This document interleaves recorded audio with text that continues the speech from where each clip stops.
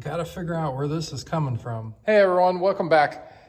Today I wanted to kind of go over an oil leak that I discovered on the Kubota.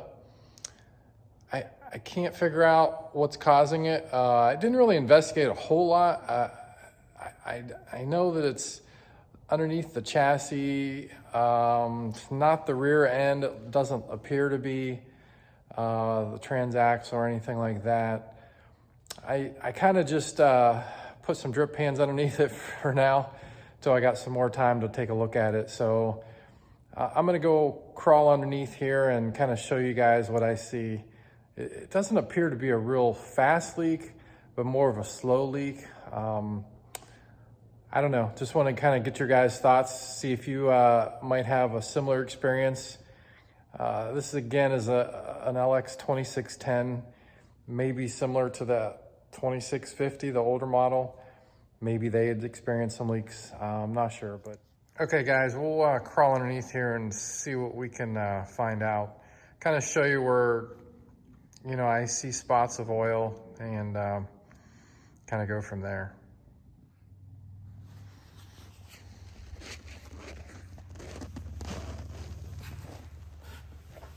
I've flipped this pan a few times actually, so the back side where it's a little wetter used to be the front side, and that's actually the newest drip right there, if you guys can kind of see it. And that's really, I don't know, maybe a week's time. So again, it's not a real fast drip. Okay guys, we're underneath here. This is the rear side. Seems to be isolated somewhere in this area right here, based on where the drip is. I don't have anything forward of that dripping, so it's got to be somewhere in this back area.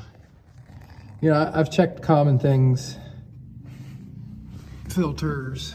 I mean, you kind of see that it's completely dry there. Let's see. There's nothing, you know, dripping down here, you know, in the transmission housing. That's completely dry on that side. It's completely dry on this side too. Let's see, there's one more filter, if I can get to it, up on this side here.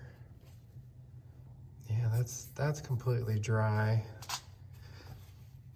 You know, all this is dry, but as you get a little bit further forward here, you can kind of see it definitely shows some more traces.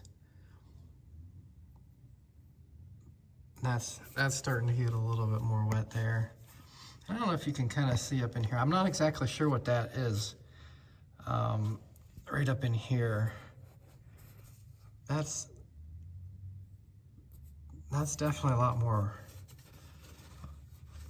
looks like wetter than any of the other areas. So I know the power steering has to be up in there somewhere. I don't believe it's on the front of these tractors. But that's kind of where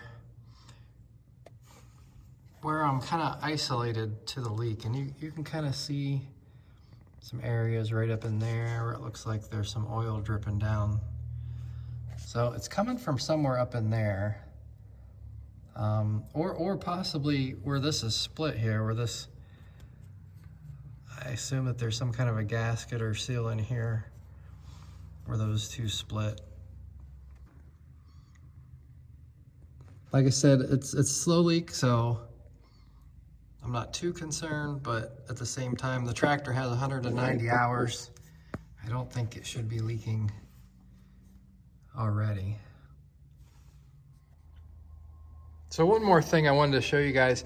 I've read about vent tubes sometimes overflowing, you know, when it gets warm, if there's too much fluid in there. I've checked the level several times. It's definitely not overfilled. I mean, this I believe is just the vent tube here, according to the manual, and it's not wet. And you can't see any evidence of anything dripping. I mean, this is actually just dry dust is all that is. So I don't believe that it's running down the side anywhere. And it would have to run all the way down the side and then clear underneath it, which it's not in the rear. It's definitely not leaking in the rear. So here's another shot.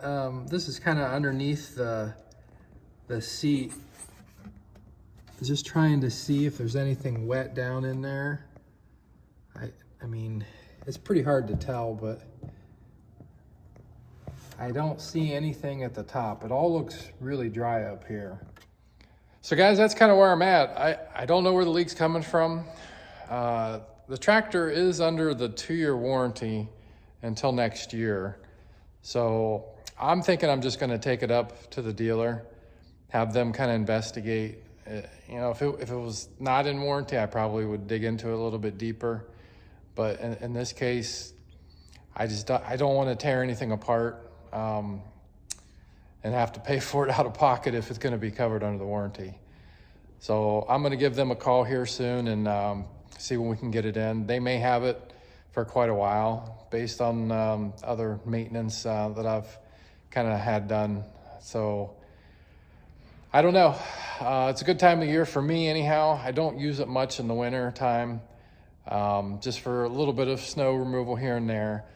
But my projects outside are kind of come to a completion for now. So it's a good stopping period. So I'd like to just kind of take it up there and have it looked at and see what they say. And I'll make sure that I give you guys a good update, just to kind of help anybody else out that might experience this. So that you know where it's coming from, and hopefully the dealer gives me a good explanation. So, well, anyhow, I appreciate you guys watching. If you like this kind of content, make sure you like and subscribe, and I'll catch you on the next one. Thanks, guys.